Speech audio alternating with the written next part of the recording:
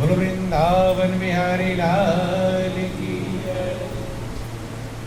ये ऐसा जाल जिसे महापुरुष कहते हैं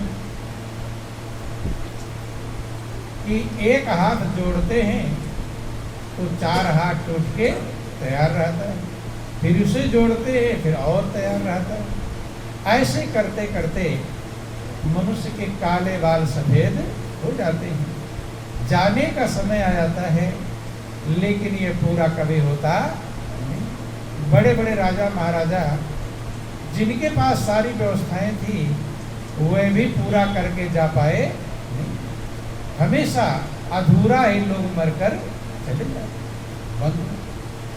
चूंकि ये व्यवस्था ही ऐसी है, जैसे धन को ले लीजिए तो कितना धन आपके पास हो जाए कि आप समझेंगे अब पूरा हो गया, कोई सीमा है इसकी? कोई सीमा नहीं। कितना भी पैसा हो जाएगा लेकिन मनुष्य को लगेगा अभी कम ही है, क्योंकि जैसे जैसे बढ़ता है वैसे वैसे और नई नई व्यवस्थाएं भी बढ़ती, आवश्यकताएं बढ़ती।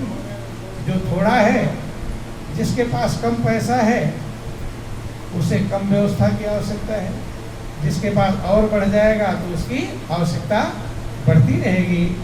और यही कारण है कि पूरा हम कर पाते नहीं। तो महापुरुष इसीलिए इसे माया का जाल कहते हैं। माया समझना, बहुत बार आप लोग सुनते हैं लोग कहते हैं दूसरे को कि वो तो माया में, माया के जाल में फंसा हुआ है।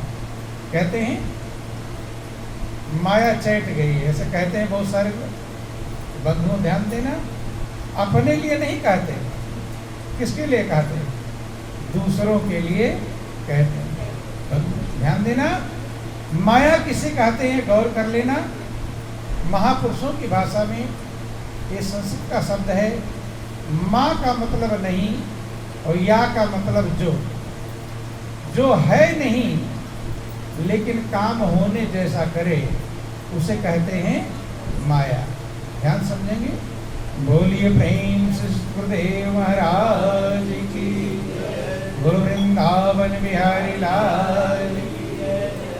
ऐसे समझ लीजिए जैसे अंधेरे में टेढ़ी मेढ़ी रस्सी पड़ी हुई हो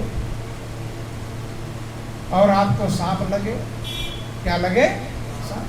कभी कोई उछल जाते हैं देख करके, सांप जैसे है। तो जितना डराता है सांप और उतनी ही डराएगी रस्सी। डराती कि नहीं? उछल जाएंगे, डर लग जाएगा। या अंधेरे में कहीं जा रहे हो, झाड़ झंखाड़ को लोग भूत समझ लेते हैं, वहां भी डर जाते हैं। कितने को देखना पसीने आ जाएंगे डर के मारे, हो जाता है। यदि है नहीं लेकिन काम होने वाला कर रहा है, इसलिए उसे कहते हैं माया। क्या कहते हैं? माया या भ्रम समझ लेना। बंधुओं, ऐसे महापुरुष जिन्होंने संसार का अनुभव प्राप्त किया, क्योंकि किसी चीज का हम ज्ञान जिसके पास अनुभव है उसी से हम सीख पाते हैं। तो जब महापुरुषों ने संसार का ज्ञान प्राप्त किया, विचार किया, समझा, तो इस संसार को मिथ्या कहा। क्या कहा? मिथ्या कहा, भ्रम कहा। आप रामायण में पढ़ते हैं, भगवान शंकर माँ पार्वती को समझाते हैं कि हे पार्वती, कि ओ माँ कहूँ मैं अनुभव अपना और सत हरि भजन जगत सब सपना। कहते हे उमा, ये मेरा अपना अनुभव है कि सत्य प्रभु का भजन है और सारा संसार सपना। लेकिन जब भगवान शंकर कहते हैं कि संसार सपना है, तो भगवान शंकर की पूजा करने वाले बात भी इस बात को मानने को तैयार नहीं। क्या संसार सपना लगता है आपको? है या सत्य लगता है? कैसा लगता है? सत्य ही लगता है। भगवान शंकर की पूजा जरूर कर रहे हैं लेकिन उनकी बात पर विश्वास होता नहीं। और भगवान शंकर क्या कहते हैं? ये मेरा अपना अनुभव है। अनुभव का मतलब प्रैक्टिकल। जैसे गुड़ के बारे में सुनना वो थ्योरी है और गुड़ को खा लेना वो प्रैक्टिकल है। तो भगवान शंकर कहते मैंने पढ़ा नहीं, मैंने सुना नहीं, उमा कहूँ मैं अनुभव अपना, ये मेरा अपना अनुभव है। सत हरि भजन जगत सब सपना। सारे संसार के लोग इस बात को सुन लेते हैं, लेकिन ना संसार को सपना समझ पाते हैं और ना परमात्मा को सत्य समझ पाते हैं। संसार ही सत्य लगता है और परमात्मा सत्य लगता नहीं। कारण क्या है? कारण मात्र एक है कि जो अनुभव भगवान शंकर को मिला वो अनुभव में प्राप्त नहीं होता। बंधु ध्यान देना, सारे शास्त्रों में वर्णन किया गया ब्रह्म सत्य जगत मिथ्या। कैसे है कि जैसे आप स्वप्न देखते हैं, सभी लोगों ने स्वप्न देखा होगा। देखो प्रभु ने जो बनाया है ना, वो बिना मतलब का कुछ बनाया नहीं। अब बहुत लोग से स्वप्न की क्या जरूरत है, लेकिन बनाया है। कुछ भी एक तिनका भी बनाया है, एक घास भी बनाई है, तो उसके पीछे कुछ ना कुछ कीमत छिपी हुई है। बंधु स्वप्न बनाया है, तो क्या कभी आपने विचार किया किस लिए बनाया स्वप्न? क्या जरूरत स्वप्न बनाने की?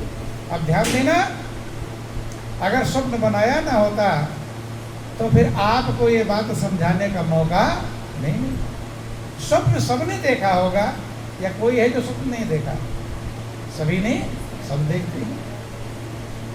जैसे ध्यान देंगे, थोड़ा बातें मत करेंगे। बोलो वृंदावन बिहारी लाल की जय, उमापति महादेव की। ध्यान दो, थोड़ा गौर करके समझने का प्रयास करेंगे। जैसे आप स्वप्न देख रहे हैं कि मेरी गर्दन पर कोई चाकू चला रहा है, आरी चला रहा है, जो चला रहा है, अब उसमें आप चिल्लाएंगे, चीखेंगे, छटपटाएंगे। दो लोग पकड़ रखे हैं और आप चीख रहे, चिल्ला रहे, खून बह रहा है, ये सारी घटना हो रही, बेचैन हो रहे हैं, व्याकुल हो रहे हैं। लेकिन ये जो दुख है आपका, ये कब खत्म होगा? जब आप जग जाएंगे।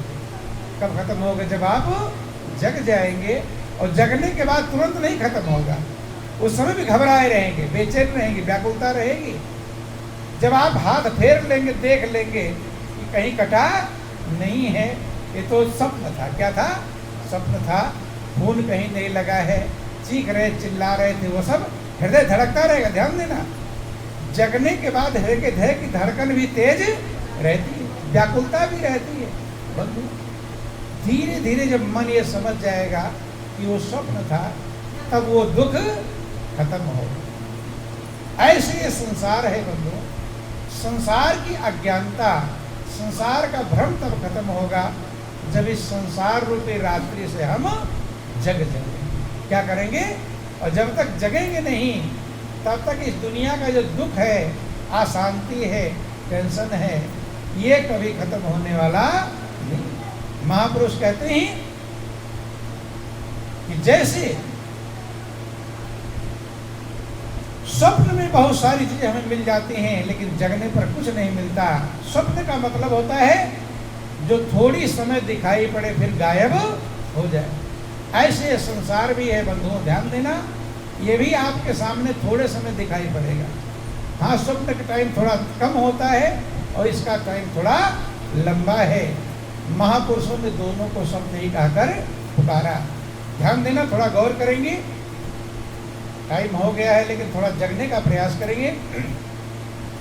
3 अवस्थाएं होती हैं, जागृत, स्वप्न और सुषुप्ति। जागृत को जो जगे हुए बैठे हैं, इसे जागृत अवस्था कहते हैं। स्वप्न का मतलब जब आप स्वप्न देखते हैं, सबको पता है, उसे स्वप्न अवस्था कहते हैं। और तीसरी सुषुप्ति है, जब गहरी निद्रा में सो जाते हैं, आपको कुछ होश होता नहीं। इन तीनों अवस्थाओं में सभी लोग जीते हैं, जग हो रहे हैं। अब स्वप्न की अवस्था नहीं है। जैसे हमने कहा, स्वप्न में गर्दन काट रहा होगा, जगने पर वो नहीं रहेगा। और जगने पर स्वप्न की अवस्था नहीं रहती, और स्वप्न में जगने की अवस्था नहीं रहती। और सुसुप्ति में ये दोनों अवस्थाएं गायब हो जाती है। न जगने की अवस्था रहती है, न स्वप्न अवस्था रहती है। लेकिन ध्यान देना, एक है जो तीनों अवस्थाओं में मौजूद रहता है, जो तीनों का अनुभव प्राप्त करता है। बंधु ध्यान देना, उसे कहते हैं आत्मा। क्या कहते हैं? आत्मा। वही अनुभव करता है कि मैं जग रहा हूँ, वही अनुभव करता है कि मैं स्वप्न देख रहा हूँ, वही अनुभव करता है कि मैं गहरी निद्रा में सो रहा। देखो, सोने में भी आपको ध्यान रहता है, आप कहते आज तो बहुत अच्छी नींद आई, कहते हैं, और कभी कभी कहते आज नींद नहीं है। तो कोई ना कोई उस समय जग रहा था, जो तीनों अवस्थाओं में जग रहा था वही आप है। क्या है? वही आत्मस्वरूप आप हैं। शरीर तो आपका एक कपड़े की तरह पहन लिया है। भगवान कृष्ण गीता में कहते हैं कि जैसे मनुष्य पुराने वस्त्रों को उतार देता है, नया वस्त्र धारण कर लेता है, ऐसे आत्मा एक शरीर को छोड़ती है और दूसरा शरीर धारण कर लेती है। तो आपका स्वरूप क्या है? आत्मस्वरूप है। क्या स्वरूप है? आत्मस्वरूप है।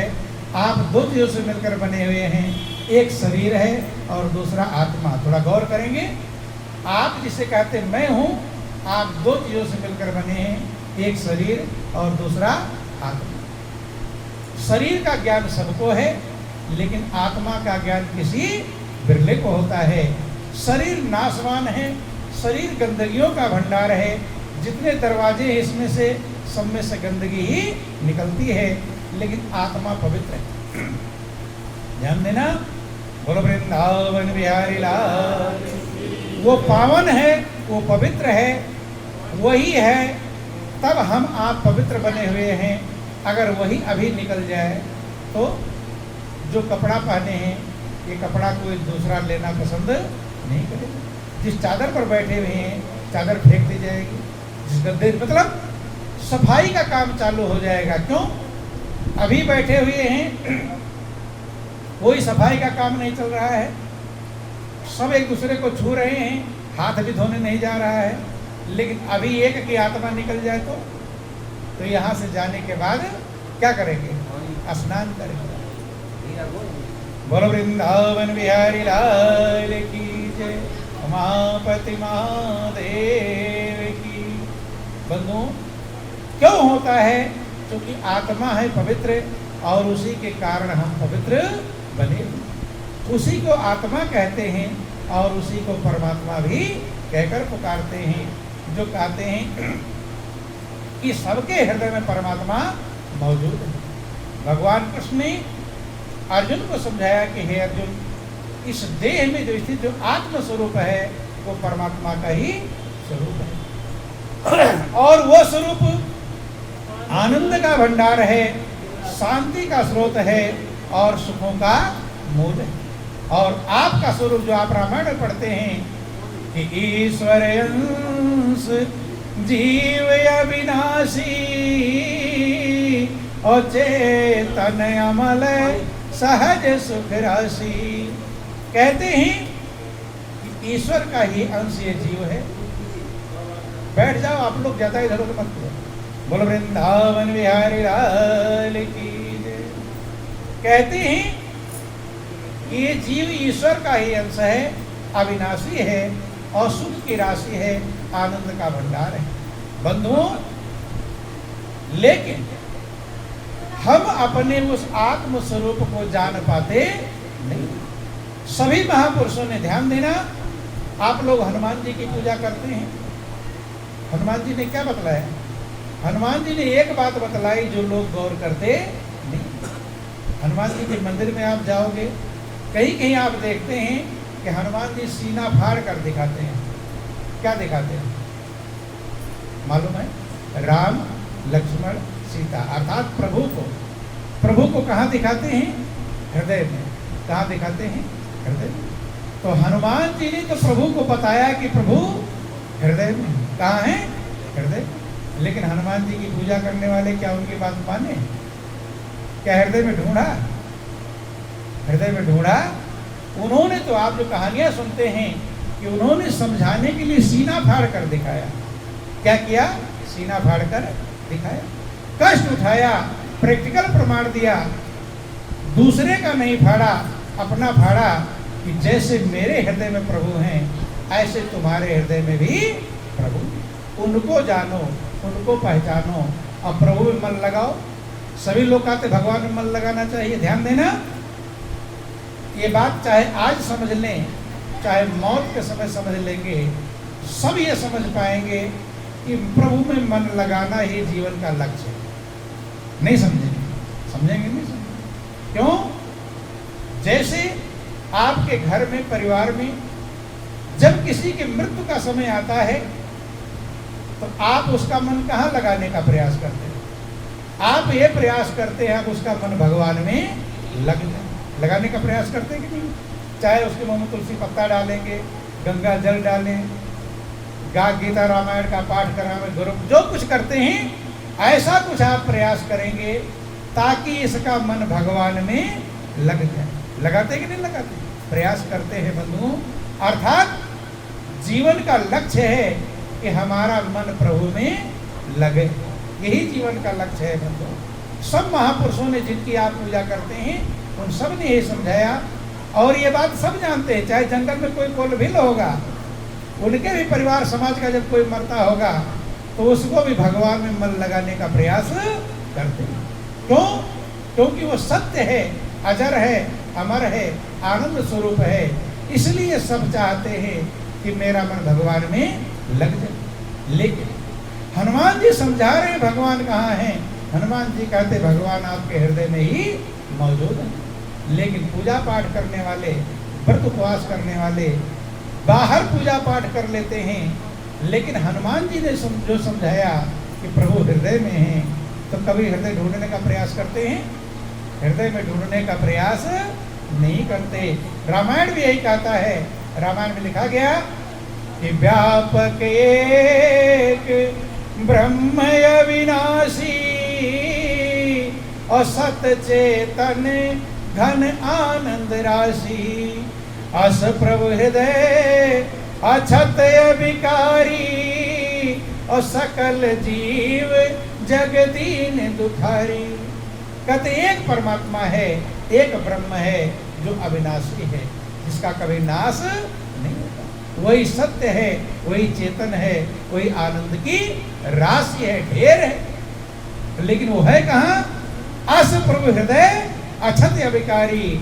ऐसा प्रभु जो आनंद की राशि है वो आपके हृदय में रहते हुए भी संसार के प्राणी दीन और दुखी हैं, क्योंकि हृदय में कोई ढूंढता नहीं। तो रामायण जो कह रहा है, जो हनुमान जी कह रहे हैं, वही भगवान कृष्ण अर्जुन को गीता में कहते हैं कि हे अर्जुन, मैं सबके हृदय में ही मौजूद हूँ। गीता अध्याय 13 इस श्लोक 17 में आप पढ़ेंगे, वर्णन करते हैं कि ज्योतिषाम तत् ज्योति तमसा परमोचिते ज्ञानम ज्ञेयम ज्ञानगम्यम हृदय सर्वस्याभीष्टितम। भगवान कृष्ण कहते हैं अर्जुन, मैं ज्योतियों का ज्योति सबके हृदय में मौजूद हूँ।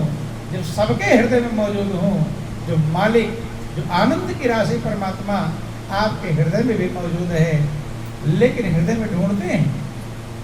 आप कबीर के दोहे सुनते हैं, कस्तूरी कुंडल बसे अमृत ढूंढे बनमाई। अब ऐसे घट घट राम हैं दुनिया जाने। तो जो जिन महापुरुषों की आप पूजा करते हैं उनकी बात मान ले तो कल्याण हो जाएगा। लेकिन पूजा करते हैं, बात मानना ही पूजा है, बात मानना ही पूजा है। जैसे एक बेटा बाप की रोज आरती उतारे, पूजा करे, और पिता ने कहा बेटा एक गिलास पानी लाना, कहे नहीं पिताजी मैं तो आरती उतारूंगा। पिता खुश होंगे? नहीं। ऐसे जिनकी हम पूजा पाठ करते हैं वे तब खुश होंगे जब हम उनकी बात माने। और एक ही बात मान लें तो जितने पूजा करने वाले इष्ट देव हैं सब प्रसन्न हो जाएंगे। कब? क्योंकि सब यही कहते हैं कि प्रभु हृदय में है। अगर आप प्रभु हृदय में ढूंढ करके और उसमें अपने मन को लगा लेंगे, क्या कर लेंगे? लगा लेंगे। देवी माँ भी यही कहती हैं। कभी देवी भागवत में आप पढ़ना, उसमें वर्णन आया, देवी माँ कहती हैं अपने पिता पर्वतराज हिमालय को समझाते हुए कि हे पर्वतराज, न मैं कैलाश में हूँ, न वैकुंठ में हूँ, और न किसी तीर्थ में निवास करती हूँ। मैं कहाँ हूँ?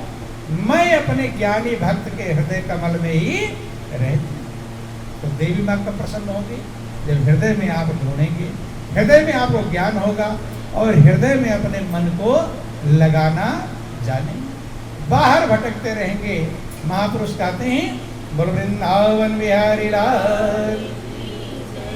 अरे मोको कहाँ ढूंढे रे बंदे, मोको कहाँ ढूंढे रे बंदे, मैं तो तेरे पास में, मोको कहाँ ढूंढे रे बंदे, मैं तो तेरे पास में, मोको कहाँ ढूंढे रे बंदे। जंगल पहाड़ भारे, नदिया समुंदर सारे, जंगल पहाड़ भारे, नदिया समुंदर, देख ले निहार प्यारे, देख ले निहार प्यारे, मिलू ना तलाश में, मोको कहाँ ढूंढे रे बंदे, मैं तो तेरे पास में,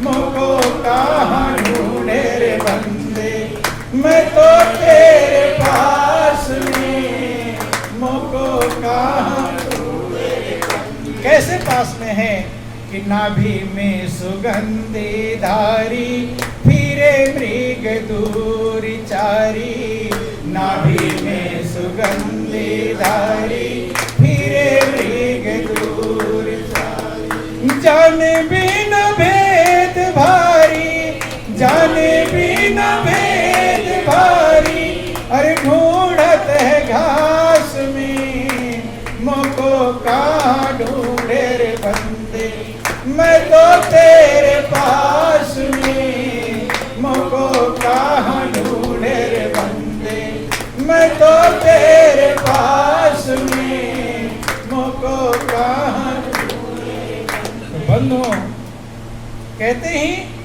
कि परमात्मा आपके हृदय कमल में रहता है, लेकिन हृदय में कब पहुंचेंगे, कब जानेंगे, जब हृदय में पहुंचाने वाला, हृदय का रास्ता बतलाने वाले कोई संत सद्गुरु मिलेंगे।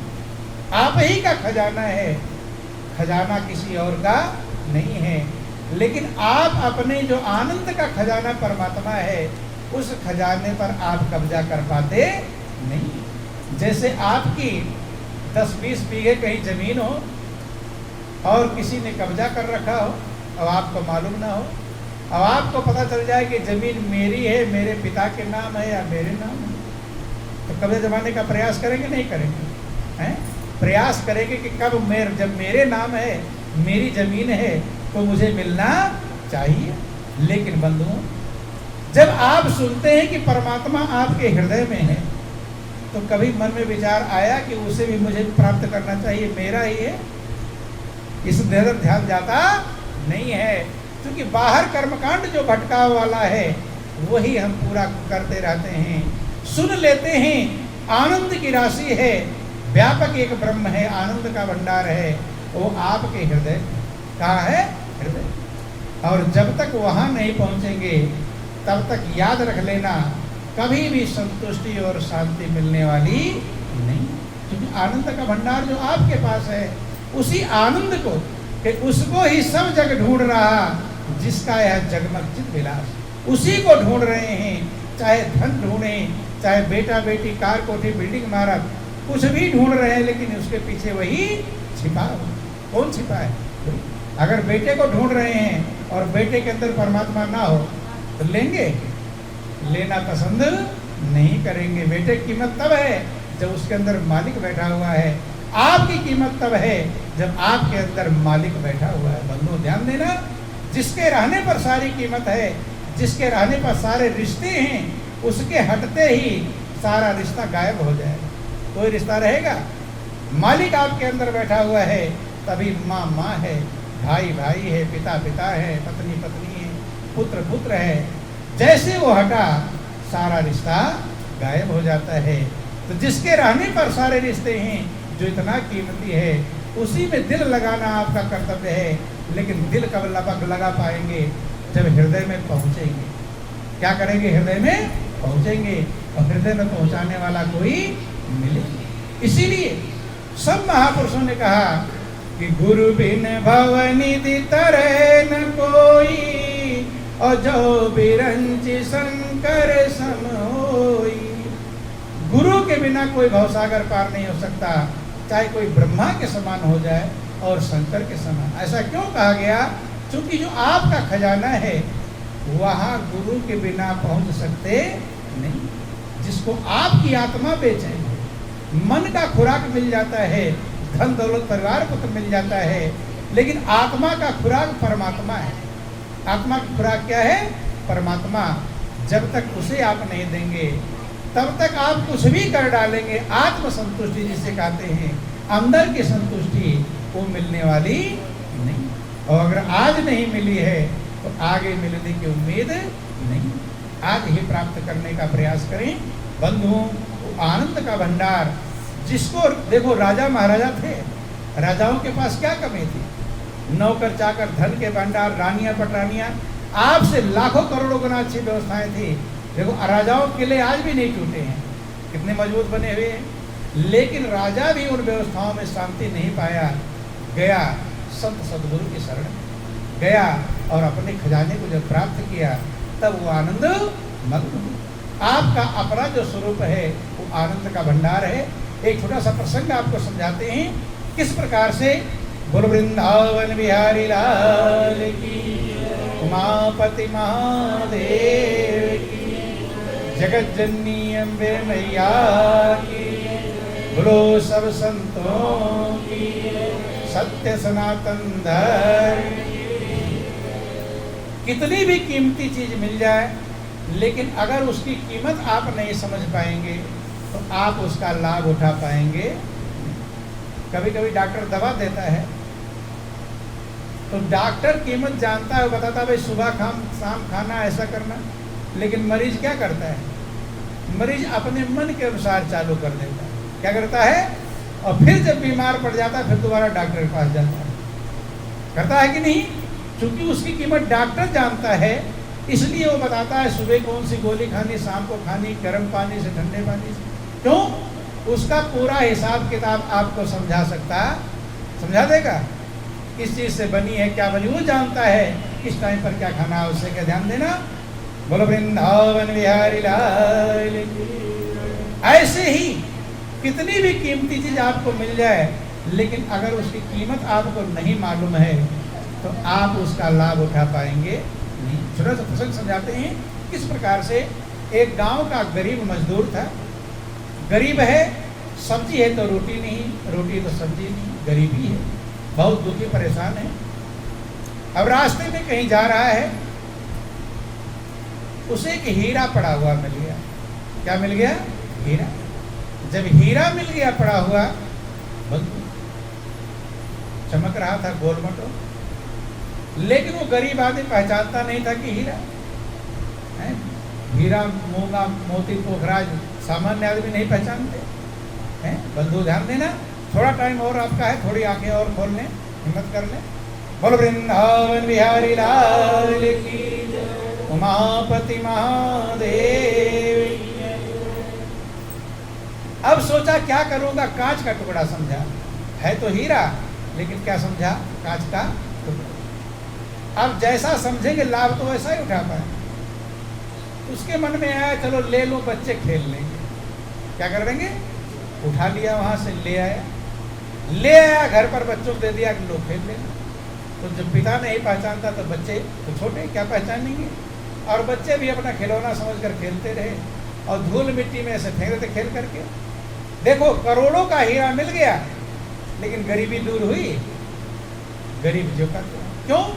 हीरा मिलने से कुछ नहीं, हीरा मिल जाए और उसकी कीमत हम समझ जाए तो होगा, और कीमत नहीं समझते तो उसका लाभ उठा सकते नहीं। ऐसे बंधु ध्यान देना, ऐसी जो मनुष्य की जिंदगी आप लोगों को मिली हुई है, हीरा नहीं, हीरा तो पैसे में मिल जाएगा, लेकिन इसका मोल और तोल नहीं। कितनी कीमत का है, ध्यान देना, कि जिंदगी कितनी कीमती है। आज तक कोई भी ऐसा पैदा नहीं हुआ जो बता दे कि जिंदगी की कीमत कितनी है। किसी ने बता दिया तो बतला दो। अभी आपकी दोनों आंखें हैं, और कोई मांगने लगे, खरीदने लगे कि आप अपनी दोनों आंखें कितने रुपए में देंगे, तो बता पाएंगे इसकी कीमत? 10-20 लाख में दे देंगे, करोड़ों में, कितना भी देगा, लेकिन आप इस आंखों को देने वाले, खाली एक अंग हमने बताया आंख, और पता नहीं कितने अंग इसमें लगे हुए हैं। महापुरुष कहते हैं कि मानो चोले में ना जाने कितने यंत्र लगाए हैं, मानो चोले में ना जाने कितने यंत्र लगाए हैं, कीमत कोई आंक सके ना ऐसे अमूल्य बनाए हैं, कीमत कोई आंक सके ना ऐसे अमूल्य बनाए। हर कोई अंग बेकार नहीं, पा सकता कोई पार नहीं, ऐसे उपकारी का बंदे माने कुछ उपकार नहीं।